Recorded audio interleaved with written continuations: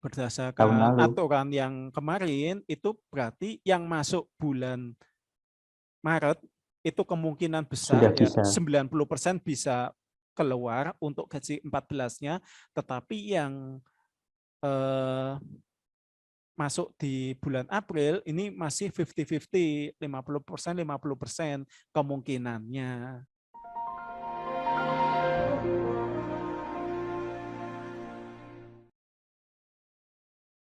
Mau lulus Latsar dengan nilai memuaskan? Yuk, gabung kelas Latsar. Cari tahu infonya di t.me/kelaslatsar. Aturan gaji. Gaji 13, 14. Nah, sebelum saya menjelaskan gaji ke-13 atau 14, saya mau tanya, kenapa ada gaji 13? Nah, itu juga saya juga belum tahu, Pak. Nah, menurutmu Kalau di gimana? swasta dulu saya pernah itu intinya itu bonus tahunan.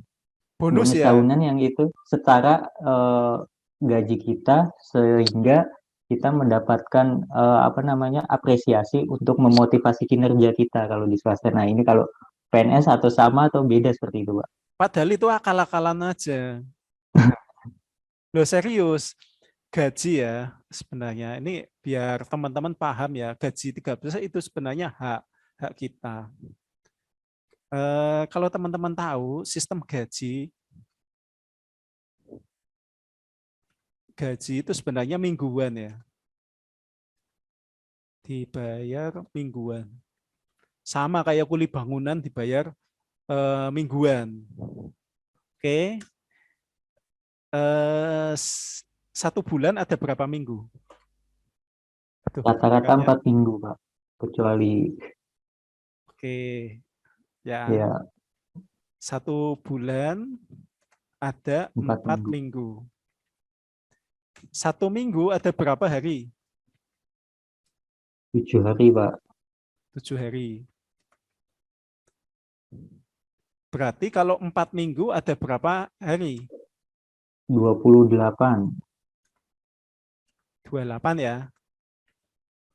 Oke, sampai di sini mungkin bisa menebak arahnya kemana. Ya, Ya kan? Berarti 1 bulan kan ada 30 hari itu. Ya kan? Ada yang 30 hari, 31 hari. Ya kan? Maka berarti kan ada 6 bulan, 6 bulan dikali sisanya tadi kan ada yang 2 hari nih, plus 6 bulan yang 1 bulannya ada 31 hari, berarti kan 3. Nah, ini berapa? 12. Ini berapa? 18. Dijumlah 30 hari. mungkin di Februari bagaimana, Pak? Kalau yang Februari Februari kan hanya 28. 28. Ya, itu anggap aja lah.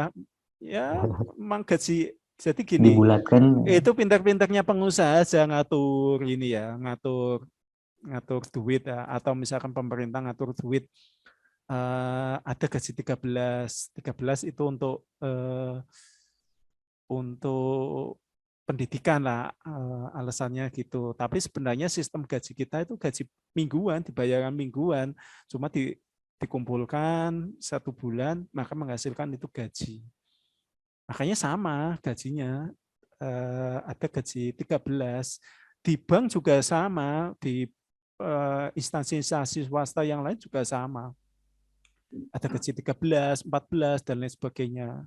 Itu pinter-pinternya aja ngatur keuangan biar karyawannya betah, biar karyawannya itu kalau ada butuh itu ada uangnya, kan karepnya gitu. Seperti itu, ada gaji 13, 14. Oke, itu gaji 13. Sekarang gaji 14. Gaji 14 ini sebenarnya THR ya, teman-teman. Ini THR. Jadi kalau zaman dulu di instansi pemerintah lah, katakanlah kayak di kelurahan ya, itu ada uang kotak. Uang kotak itu zaman dulu ya. Nah, sebelum adanya istilah pungli-pungli. Lah uang kotak ini istilahnya buat THR. zaman dulu. Tapi sekarang kan uang kota pungli-pungli itu kan sudah dihilangkan. Makanya dibuat good governance ya, sistem pemerintahan yang bersih, sistem pelayanan yang bersih ya, bebas pungli, bebas ini uang yang seperti itulah. Nah, makanya pemerintah mengapresiasi ini dalam bentuk gaji ke-14 seperti itu sebagai untuk THR. Nah, gaji sekarang kita membahas masalah gaji 13-14 ya. Apakah CPNS bisa terima gaji 13 dan 14? Apakah bisa terima gaji 13 dan 14? Nah, untuk membahas ini ada aturannya, ada aturan mainnya tersendiri ya. Ada aturan mainnya di peraturan pemerintah. Kemudian turunannya ada PMK, Peraturan Menteri Keuangan.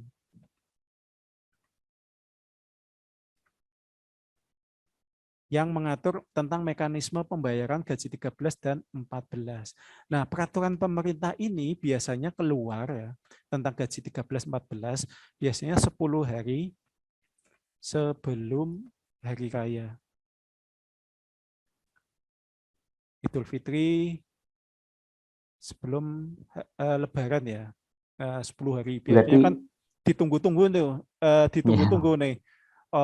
Apakah tahun ini ada gaji 13-14? Karena aturannya tiap tahun gaji 13 dan 14. kebijakannya Ya, tahunan seperti itu. Berarti yang untuk tahun ini belum sebenarnya ya Pak, untuk peraturan yang belum terbarunya. ada, belum Oh, oke. ada. Terus nanti biasanya apakah nanti dapat ini apa? Sistemnya ya, sistemnya kadang berupa gaji pokok aja. Untuk yang gaji 14 ya, gaji 14 atau THR. Kadang sistemnya gaji pokok aja. Kadang berupa plus tunjangan. Gaji pokok plus tunjangan. Tergantung keuangan negara atau keuangan daerah ya. Ada atau enggak. Kalau gaji 13 itu gaji full ya. Gaji pokok plus tunjangan jabatan plus tunjangan keluarga. Tuh kalau gaji 13 lebih komplit. Ini gaji 13 ini gajiannya orang utang ya. Karena kan biasanya dipotong dia dapat gaji penuh, makanya wah senang banget. Kalau yang ya mohon maaf orang yang ngutang-ngutang itu gaji 13 senangnya bukan main kalau dapat itu. Termasuk dulu saya seperti itu, gaji bulanan itu tinggal 700.000 ya karena harus mengangsur rumah sama kendaraan, otomatis dapatnya cuma 700.000. Itu ketika dapat gaji 13 senangnya nggak karuan. Seperti itu. Nah, aturan ini PP pemerintah ini kan keluarnya 10 hari sebelum hari raya. Nah, maka kita akan mengacu di PP 36 atau berapa tahun 2021. Nah, kita coba ya, kita lihat di peraturan pemerintahnya seperti apa. Nah, PP 63 sorry ya. PP 63 tahun 2021 ini ya. Tentang pemberian tunjangan hari raya dan gaji ke-13 kepada aparatur negara, pensiunan, penerima pensiun, dan penerima tunjangan tahun 2021. Nah, di sini tertulis di pasal 7. Pasal 3 ya, sorry. Nah, di sini ya. Pemerintah memberikan tunjangan hari raya dan gaji ke-13 tahun 2021 kepada aparatur negara, pensiunan, penerima pensiun, penerima tunjangan sebagai wujud penghargaan atas pengabdian kepada bangsa dan negara dengan memperhatikan kemampuan keuangan negara. Nah, lanjut pasal 3, aparatur negara yang dimaksud adalah PNS dan calon PNS. Kemudian P3K juga dapat. Seperti itu. Jadi sudah jelas ya, calon PNS dan P3K itu nanti dapat. Cuma masalahnya PMK-nya turunan dari peraturan pemerintah nomor 63 tahun 2021 ini, kita juga harus membaca turunannya di PMK. Nah, PMK-nya seperti apa? Coba kita baca ya. PMK. Nah, di PMK ini tentang petunjuk teknis pelaksanaan pemberian tunjangan hari raya dan gaji ke-13 kepada aparatur negara, pensiunan, penerima pensiun, dan penerima tunjangan. Nah, PMK ini harus keluar. Makanya ketika Pak Presiden ngeluarin PP 63 tahun 2021, itu tidak serta-merta gaji 13 atau gaji 14-nya langsung kelunting keluar masuk di rekening, itu nggak bisa. Karena bendahara gaji itu menunggu PMK tentang juknis pelaksanaan pemberiannya. Biasanya itu nanti keluarnya 1 minggu setelah PP-nya keluar. Jadi mendekati mau Lebaran itu baru keluar. Biasanya seperti itu. Makanya nggak perlu kaget. Karena aturannya juga belum keluar ya untuk PMK-nya. Nah, di PMK ini nanti teman-teman bisa lihat ya di pasal 21 atau berapa ini. Atau 11 ya.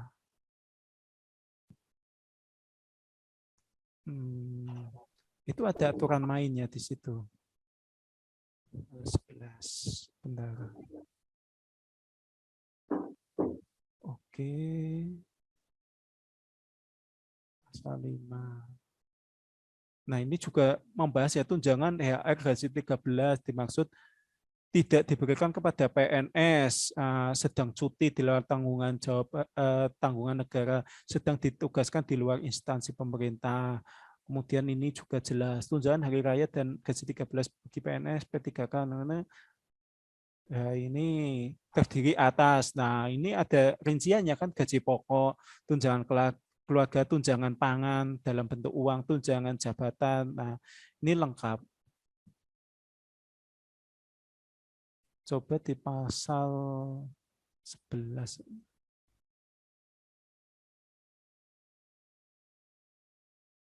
Coba kita bahas. Nah, ini bagi PNS di pasal 7, ini 80% dari gaji pokok. Jadi nanti gaji ke-13-nya tetap dipotong 20% ya, menjadi 80%. Terdiri dari tunjangan keluarga, tunjangan pangan dalam bentuk uang, dan tunjangan umum. Nah, ini CPNS-nya. Ya, maaf Pak Bas, berarti kan kalau dari pasal ini kan dilihat ini sudah mendapatkan untuk CPNS ya Pak? Kalau di yang tahun lalu seperti itu. Ya, kalau yang CPNS formasi 2019 sudah dapat, tapi ini kan kita harus membaca juga gajinya itu CPNS yang terdaftar kapan gitu. Nah, masalahnya ini kan teman-teman yang TMT 1 April, TMT 1 April kan gajinya aja belum keluar. Belum masuk database. Sementara biasanya ini PMK-nya ini ada aturan mainnya bahwa ada lebih detail lagi ya Pak? 1 bulan atau 2 bulan sebelum keluarnya PMK itu. Oh, seperti itu. Berarti Nah, makanya kita cari nih di pasal. Ada lebih detail lagi tambahan peraturannya. Ada. Nah, ini okay. pasal 11. Nah, kita deg-degan ya. yang paling sensitif di sini soalnya, Pak. Nah, ini tunjangan hari raya dimaksud pasal 2 dibayarkan paling cepat 10 hari sebelum tanggal hari raya. Itu paling cepat. Jadi ini bukan ada paling lambat. Nah, dalam hal tunjangan hari raya sebagaimana dimaksud ayat 1 belum dapat dibayarkan, tunjangan hari raya dapat dibayarkan setelah tanggal hari raya. Berarti setelah Lebaran baru dibayarkan. Itu mekanisme pemberiannya. Kemudian tunjangan hari raya sebagaimana dimaksud pada ayat 1 besarannya sesuai dengan ketentuan sebagaimana dimaksud pada pasal 6, pasal 7, pasal 8 dan pasal 9. 1 bulan pada bulan April. Nah, ini yang jadi patokannya pada bulan April. Lebaran 2021 itu kapan? Iya, kamu buka aja. Lebaran 2021. Nah, itu bulan Mei kan? Bukan bulan Mei. Mei akhir ya. 12-13.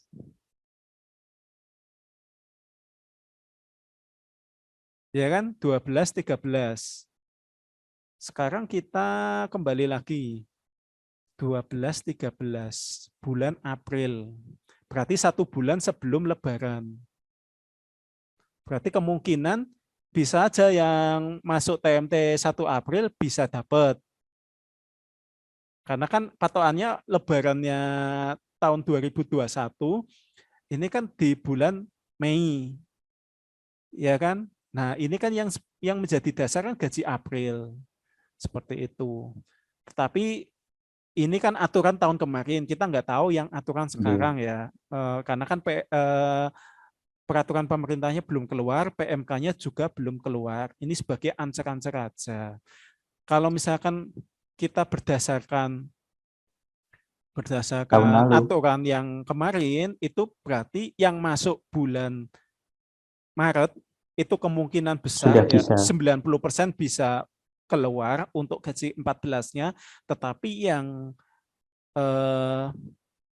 masuk di bulan April ini masih 50-50, 50% kemungkinannya seperti itu. Tetapi kalau gaji 13 ini bisa keluar, ini gaji 13 nih sudah diatur. Nah, dibayarkan kan bulan Juni, yang sebagai dasar itu malah bulan Juninya sendiri. Jadi malah aman. Kalau yang gaji 13. Kalau gaji 13 insya Allah dapat. Jangan khawatir. Berarti untuk THR dan gaji 13 itu patokannya di jumlah gaji di bulan sebelumnya seperti itu ya Pak kalau besarannya.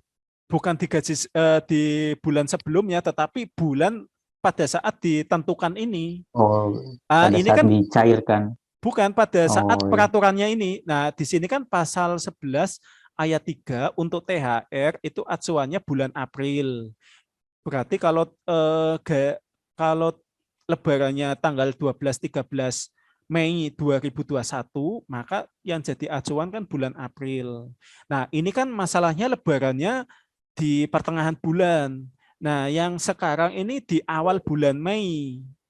Nah, apakah nanti acuannya bulan April? Kalau acuannya bulan April, dirimu mungkin CPNS 2021 kemungkinan bisa. Patokannya ini aja nanti di PP-nya itu atau di PMK-nya itu menjelaskan enggak bulan April atau bulan Maret. Kuncinya di situ.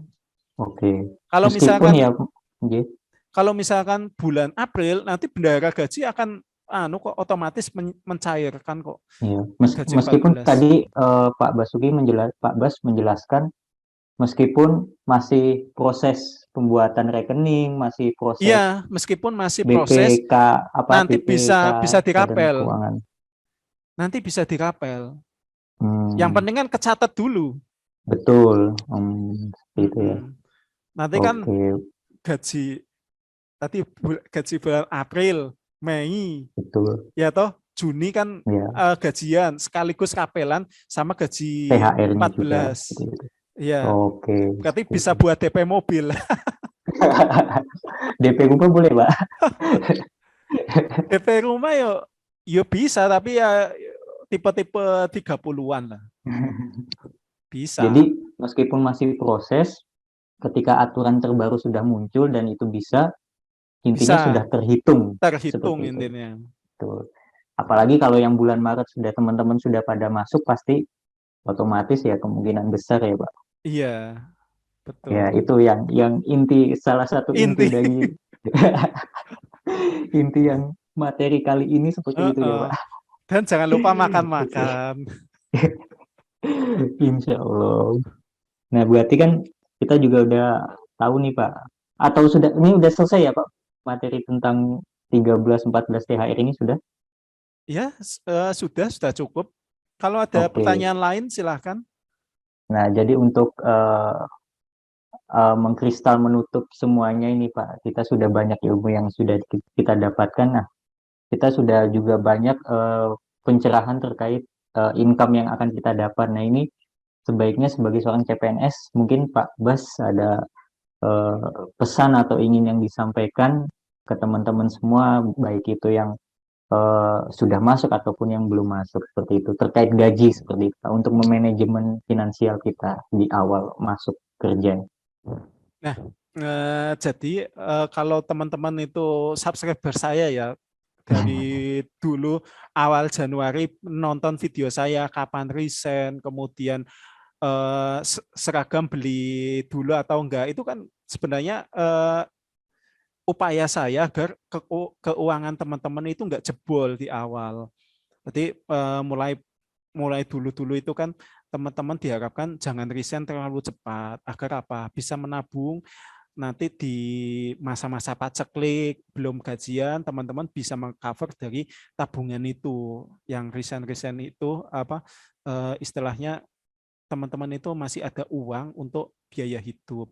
Kemudian teman-teman perlu persiapan juga meskipun teman-teman punya uang ya sekarang ya. Jangan beli seragam dulu yang saya sebutkan tadi yang dulu saya sebutkan. Belilah yang di hari Senin aja dulu. Kemudian kalau misalkan diminta untuk pakai batik atau pakai baju adat di wilayahnya teman-teman, itu bilang aja belum gajian seperti itu. Pakai batik yang teman-teman punya. Kalau baju hitam putih, baju olahraga saya yakin teman-teman masih punya. Pokoknya intinya apa yang teman-teman punya dipakai aja dulu.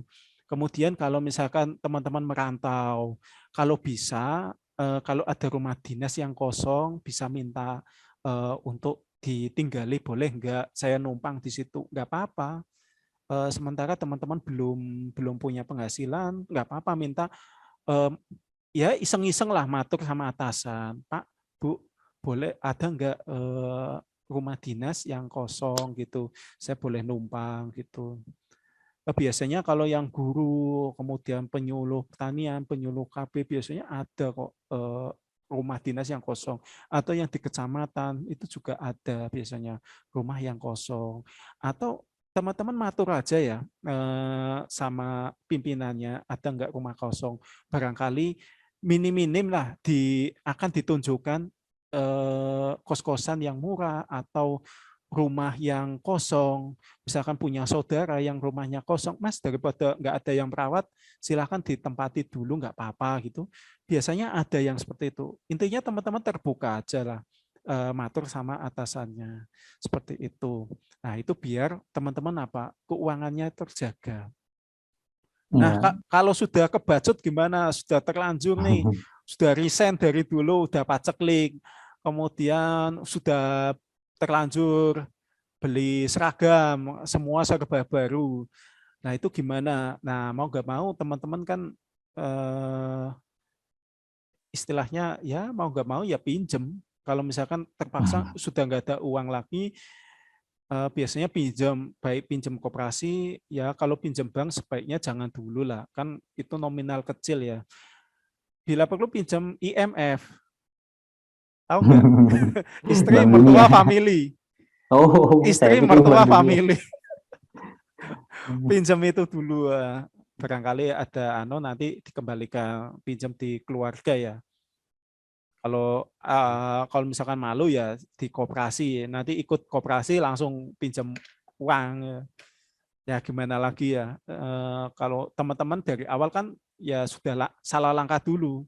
Kalau saya kan kasih tahu ke teman-teman memang pure keadaannya seperti itu ya. Jangan resign dulu, kemudian uangnya ditabung, kemudian jangan beli seragam dulu, belilah yang penting-penting dulu. itu dalam rangka upaya itu paceklik itu 2 bulan pertama teman-teman nanti belum terima gaji seperti itu. Iya, baik, terima kasih Pak Bas ilmunya. Nah, ini juga mungkin buat teman-teman juga, selain kita memikirkan gaji ya Pak, selain kita memikirkan yang belum pasti, yang lebih baik fokusnya kita mempersiapkan yang akan datang seperti kerja kita seperti apa, seperti itu. Nah, itu job desk seperti apa yang akan kita emban seperti itu, dan juga termasuk mungkin nanti akan ada kita juga di masa CPNS itu ada latsar seperti itu juga wajib dipersiapkan seperti itu ya Pak. Iya, Nah, ini betul. jadi uh, teman-teman bisa langsung saja, kebetulan juga dari kami juga sudah ada kelas khusus untuk membahas aktualisasi latsar itu seperti apa. Langsung saja teman-teman bisa cari infonya ya di bawah ya. Nah, ini di Ah, bawah. Nah, di bawah situ nanti teman-teman langsung saja gabung di Telegram di t.me/kelas latsar. Itu saja untuk materi kali ini. Ya, sampai jumpa. Terima kasih. Wassalamualaikum warahmatullahi wabarakatuh. Waalaikumsalam warahmatullahi wabarakatuh.